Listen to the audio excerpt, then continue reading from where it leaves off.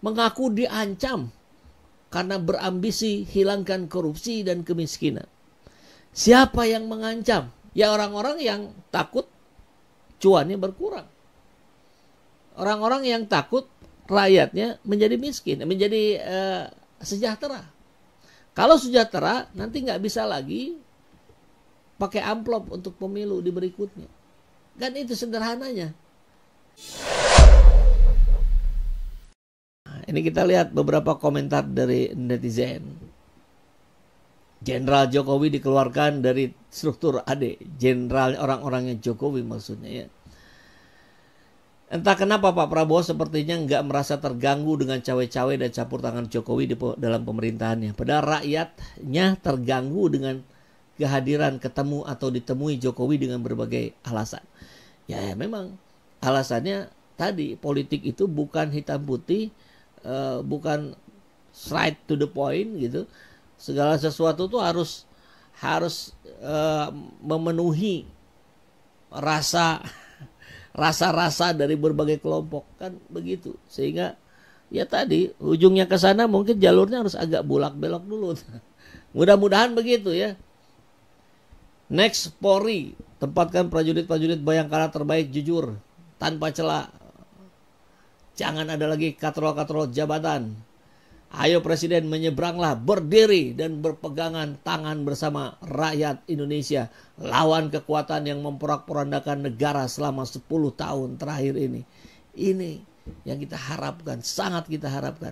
Maka tentu saya kira dalam konteks ini pula kita mendengar kemarin Profesor Dr. Amin Rais ya, sebagai Ketua Majelis Syuro ya kalau tidak salah ya di Partai Umat, bersama jajarannya, bersama ketuanya menyampaikan dukungannya kepada Pak Prabowo untuk melakukan perbaikan-perbaikan di negeri ini.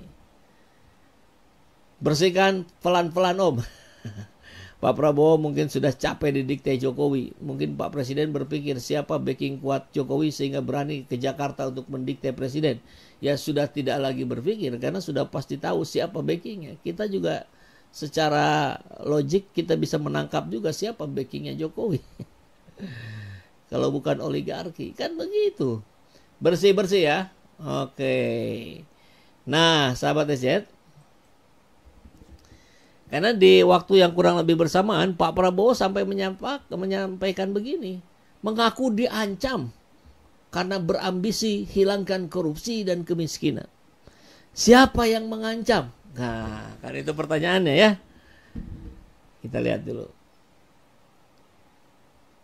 Prabowo cerita dirinya diejek dan diancam lantaran bertekad untuk menghilangkan korupsi, kemiskinan, dan kelaparan di Indonesia. Dia menyampaikan itu saat berpidato di acara sidang Tanwir dan resepsi Milad ke-112 Muhammadiyah.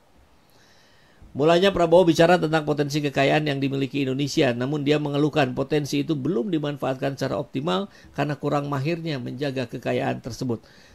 Apalagi di eranya Jokowi. Dibabat habis itu untuk kepentingan segelintir orang.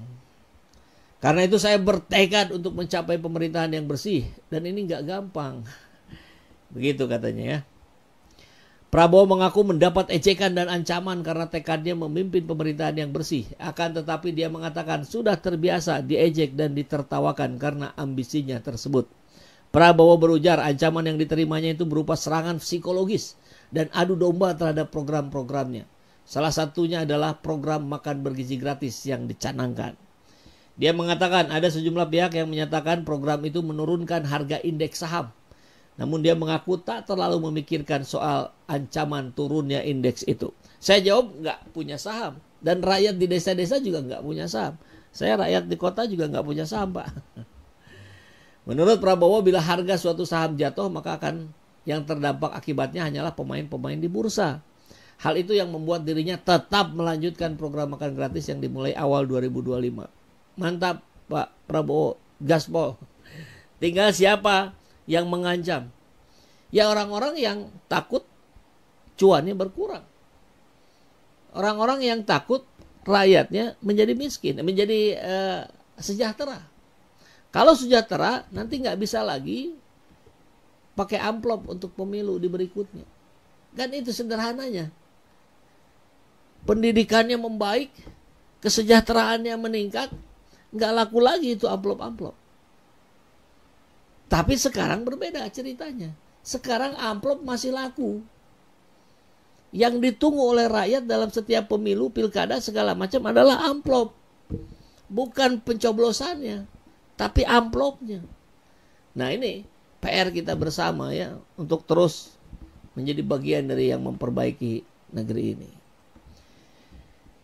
Kemudian di sisi lain kita lihat Pak Prabowo sudah menunjukkan ya, dengan tidak lagi adanya Jenderal-Jenderal Jokowi di struktur TNI AD. Di sisi lain didorong kembali oleh elemen masyarakat yang bernama Tim Pembela Ulama dan Aktivis kembali melaporkan Jokowi sekarang ke Bareskrim Mabes Polri kasus dugaan ijazah yang belum juga usai. Ini juga harus terus karena kan keinginan kita ini segera pengadilan buktikan ini asli dia punya atau tidak gitu. Kalau tidak ya efeknya kemana-mana ya. Kalau punya kan selesai tempo hari juga. Artinya dia nggak punya. Tim Pembela Ulama dan Aktivis hari ini Senin kemarin ya melaporkan Joko Widodo ke Bareskrim Mabes Polri. Laporan ini dilakukan karena sampai detik ini tidak ada yang bisa membuktikan dan menunjukkan ijazah Jokowi. Selama proses persidangan Bambang Tri dan Gus Nur, penyebar berita bohong ijazah palsu tidak pernah ada bukti fisik. Hal tersebut disampaikan oleh kuasa hukum Egy Sujana kepada wartawan di depan pintu masuk Mabes Polri kemarin. Artinya selama persidangan tidak ada saksi dari pihak terlapor dan ahli tak menunjukkan ijazah asli milik Jokowi. Dirinya melanjutkan tujuan hukum harus membuahkan kepastian dan selama ini mantan presiden tidak pernah terjamah. Egy contohkan mantan Presiden Soekarno pernah dituduh komunis, Soeharto dituduh korupsi, namun kedua mantan itu tidak pernah ada pembuktian korupsi dan komunis. Sampai dua-duanya meninggal tidak diadili. Jadi tidak ada kepastian hukum. Kami sayang dengan Jokowi. Bisa aja nih kalimatnya ya. Bahwa presiden itu harus bermartabat. Hukum harus bermanfaat dan ketika mengedepankan rasa keadilan bagi bangsa dan negara. Langkah yang diambil juga sangat baik bagi keluarga Jokowi agar tidak ada berita yang menyudutkan lagi. Benar juga ya. UGM harus bisa membuktikan karena mengatakan ijazah Jokowi asli. Juga kalau dia bisa buktikan dan tunjukkan yang sudah kami cabut laporannya. Nah ini kan dari dulu nggak bisa dibuktikan. Di tempat yang sama Rizal Fadilah, pemerhati politik dan kebangsaan mengatakan pengaduan masyarakat berkaitan dengan dugaan ijazah palsu oleh Bareskrim. Artinya kita akan menunggu proses selanjutnya sampai menunjukkan bukti tanda terima. Jadi sudah diterima oleh Bareskrimnya. Rizal melanjutkan, kami yakin dengan data-data yang dilampirkan, insya Allah itu akan ditindaklanjuti. Hingga proses selanjutnya akan membuat sangat terang benderang berkaitan dengan pertanyaan publik status ijazah Jokowi yang dugaannya sangat kuat sekali palsu. Sekalian aja sama Gibran ya.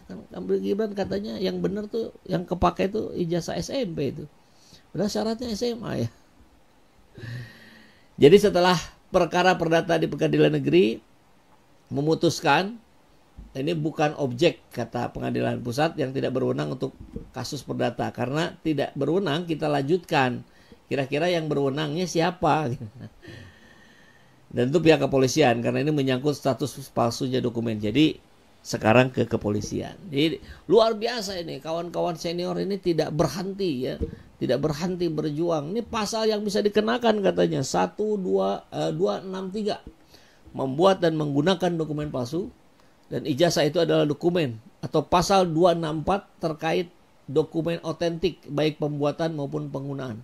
Ancaman pasal 263 6 tahun. Ancaman pasal 264 7 tahun. Artinya Jokowi sudah bisa ditahan. Dan dalam prosesnya harus berada dalam tahanan. Kalau tidak dia akan lari. Atau kalau tidak dia akan menghilangkan bukti. Saya kira ini catatannya. Wah mantap ya. Rizal Fadilah terus berjuang. Bukti lain ini yang kemarin kita sampaikan. Aguan menjawab kalau investor di IKN adalah pepesan kosong. Jadi Aguan sudah berani sekarang berada secara diametral dengan Joko Widodo. Jadi inilah bukti-bukti semakin luruhnya pengaruh-pengaruh Joko Widodo. Dan kita nggak peduli sebetulnya. Yang kita pedulikan adalah tegakkan keadilan, termasuk pada Pak Jokowi. Adili Jokowi. Assalamualaikum warahmatullahi wabarakatuh.